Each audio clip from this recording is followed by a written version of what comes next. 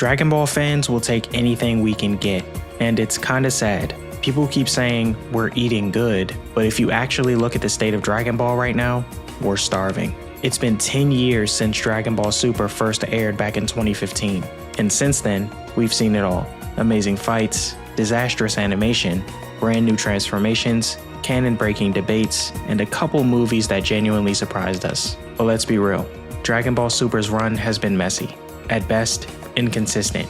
At worst, aimless. The anime ended in 2018. That was 7 years ago. And since then, we've only gotten pit stops. Dragon Ball Super Broly, Dragon Ball Super Superhero, and most recently, Dragon Ball Daima.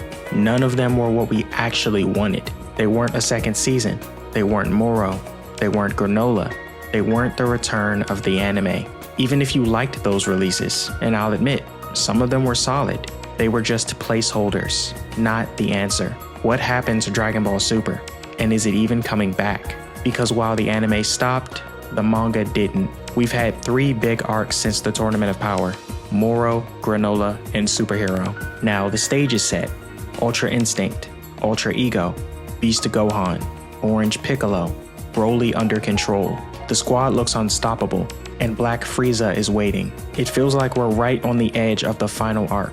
But the longer nothing happens, the more it feels like we're just chasing the high of the Tournament of Power all over again. And it doesn't help that canon has never been more confusing. Dragon Ball Daima only made things messier. Some people thought it was a sequel, others thought it was a prequel, some just called it a spin-off. Nobody knows. Then Toyotaro stepped in and said, "To me, all of Dragon Ball is canon." Now that changes everything, because Toyotaro isn't just a fan, he's the one continuing Toriyama's legacy. So when he says everything counts, GT, Heroes, Online, Xenoverse, even anime filler, it makes people question what Dragon Ball even is anymore. Is GT another timeline? Is Heroes technically canon now?